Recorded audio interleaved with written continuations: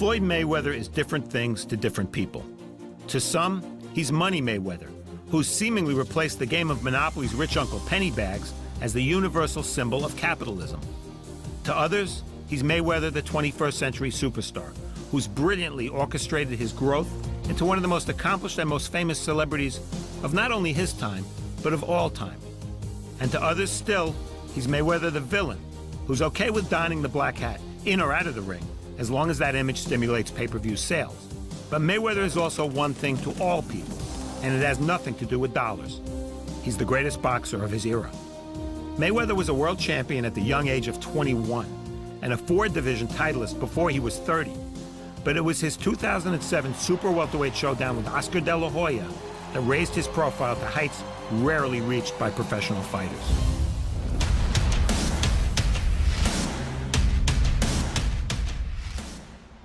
This was Mayweather's first time fighting above welterweight, and he weighed in at 150, 4 pounds below the division limit. For the first half of the fight, the bigger De La Hoya troubled Mayweather, scoring with jabs and furiously flurrying after backing Mayweather to the ropes. Down the stretch, you're gonna get in his ass. Don't worry about that. You just do what you're doing. Uncle Roger's words ran true, and the Golden Boy tired late, while Mayweather managed to rally with right hands that rarely missed. The champions traded until the final bell, and while the decision was split, few observers viewed Mayweather's victory as undeserving. Just as De La Hoya had dramatically elevated his standing 11 years earlier by defeating the legendary Julio Cesar Chavez, Mayweather entered a new realm by beating De La Hoya. For the remainder of his career, Mayweather has never again been the B-side. You know, 10-time world champion at 6 different weight classes, he proved himself, but he couldn't beat the best, Pretty Boy Floyd, tonight.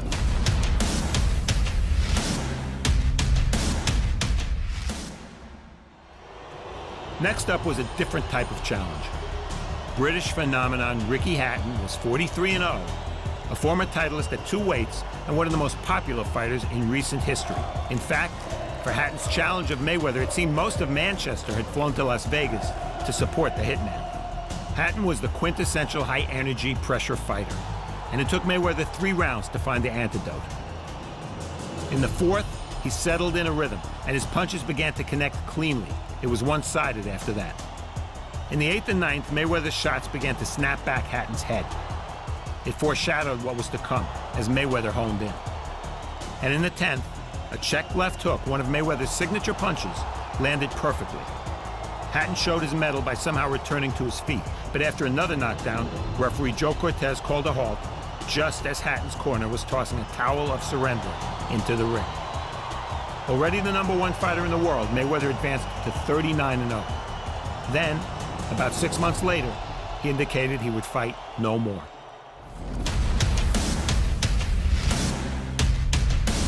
The retirement lasted less than 2 years. As far as welterweights go, Mayweather's on the small side. His comeback opponent, however, was a lightweight who was jumping up 2 divisions. Mexico's Juan Manuel Marquez was one of the best fighters in the world, an all-time great no less, but he was impotent against Mayweather, whose timing and various methods of defensive wizardry enabled him to control every aspect of the fight. Mayweather's primarily a counterpuncher, but he can lead as well, as Marquez learned in round 2.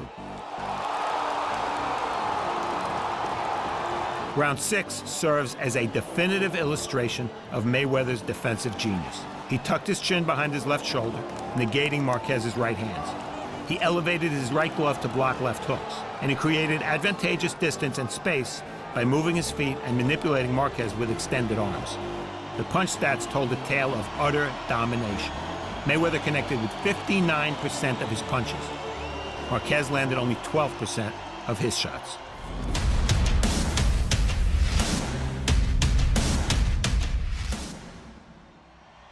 Mayweather was in the midst of a 4-fight stretch that included one future Hall of Fame opponent after another. In May 2010, he faced Shane Mosley, who at 38 was past his prime but still dangerous. That became evident in the 2nd round, when something unusual happened. Mayweather got hit and hurt. But his vast experience is often overlooked, and after being caught, he won every minute of every round. Better yet, as if to quiet those who criticize his defense-first approach, he came forward for most of the fight. Despite the early hiccup, Mayweather won by wide, unanimous decision.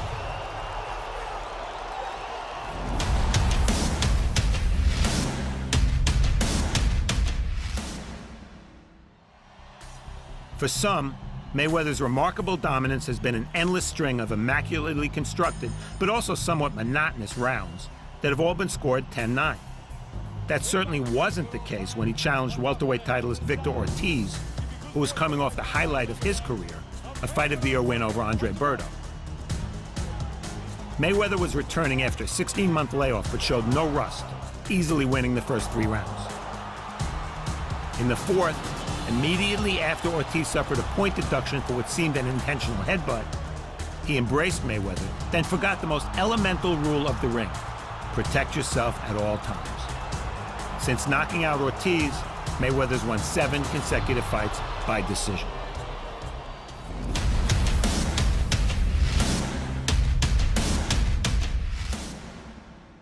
Ultimately, a champion is judged by the quality of his opposition, and in May 2012, Mayweather accepted a particularly tough assignment when he challenged the naturally bigger Miguel Cotto for a world title at 154 pounds. This was a real fight. Mayweather took control with a series of right hands in the fourth, but by the middle rounds, his nose was bleeding, not a sight we were used to, and Cotto was still coming. In the eighth, Cotto landed several shots to the head, and for the first time in years, there were rounds that Mayweather clearly lost. But Mayweather rallied in the 12th to cement a unanimous decision victory. Afterward, he told Cotto, "You're the toughest guy I ever fought." Having signed a 6-fight deal with Showtime and sticking to a 2-fights-a-year schedule, Mayweather outclassed Robert Guerrero in May 2013, then fought a much bigger fighter, unbeaten Mexican star Canelo Alvarez.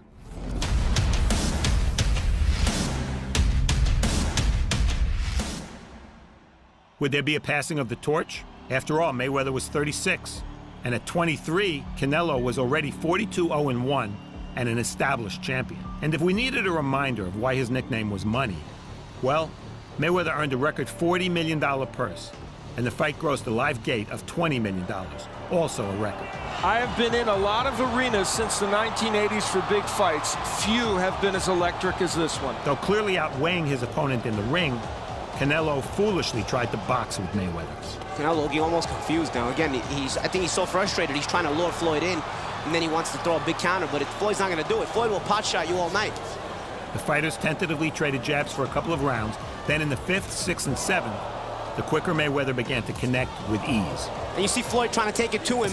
I think he wants to show the young man, listen, this is the big time now. You've never been here. Let me welcome you. And now Mayweather beginning to tee off on Alvarez. Alvarez standing flat-foot on the ropes. The jab to the body. In the second half of the fight, Canelo seemed to lose spirit. It was simple, he explained. I couldn't catch him. Double jab through the guard, and that right hand, and what a sublime right uppercut up the middle by Mayweather. And on Saturday, September 14th, 2013, Floyd Mayweather has not lost a step. After 12 rounds, there was no question of the outcome. But somehow, Judge C.J. Ross scored the fight even, 114-114. How egregious was her card? She hasn't worked at ringside since.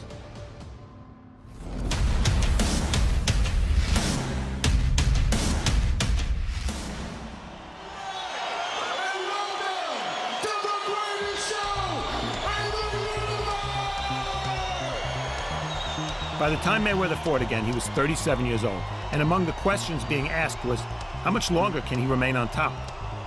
For the first half of his May 2014 welterweight defense against Argentina's Marquez Maidana, the answer appeared to be, not much longer. A physically strong and often crude fighter, Maidana attacked relentlessly, throwing more than 100 punches in the first round. As usual, Mayweather was effective when in counterpunching mode, but Maidana simply outworked him. And with 4 rounds remaining, the fight seemed up for grabs. Mayweather finding his tempo and rhythm. And now a blistering combination culminating with the right to the body. In all, Maidana landed 221 punches, easily the most Mayweather had ever absorbed. But rounds 9, 10, and 11 belonged to Mayweather, and he secured the win by majority decision. Due to the competitiveness of the fight, Maidana secured a rematch.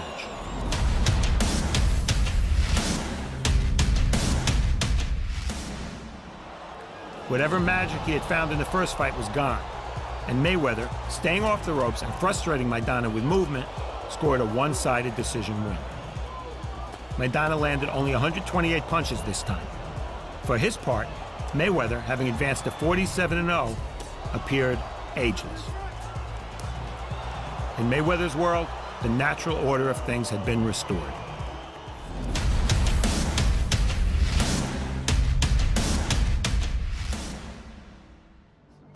The biggest fight of Mayweather's career, and easily the richest fight in boxing history, came in May 2015 when, after 5 years of bickering, negotiating, and posturing, Mayweather and Manny Pacquiao finally clashed.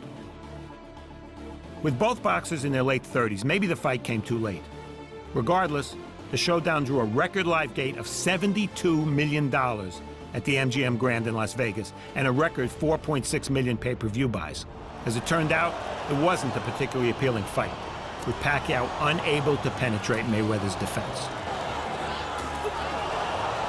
With the exception of a brief segment in round 4, when Pacquiao raged, There's a counter left hand that backed up Floyd Mayweather. And Manny Pacquiao going on the attack.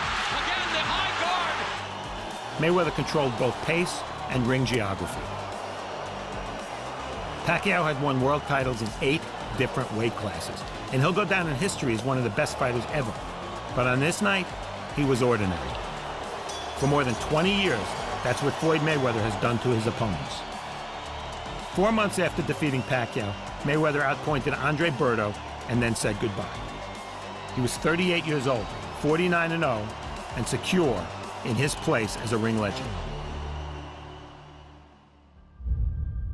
Now he returns to face mixed martial arts champion and outrageous and oversized personality Conor McGregor, who has never fought a professional boxing match. It didn't surprise me that Money Mayweather couldn't resist what promises to be a 9-figure payday, especially against an opponent who can't hope to match his skills. Mayweather is 40 years old, an unbeaten champion who's won world titles in 5 different divisions and firmly established himself as one of the best ever. A win, even a spectacular win, isn't going to impact his boxing legacy, but it will certainly impact his checking account. Floyd Mayweather is different things to different people. Both as businessman and boxer, he's carved a niche that separates him from everyone else.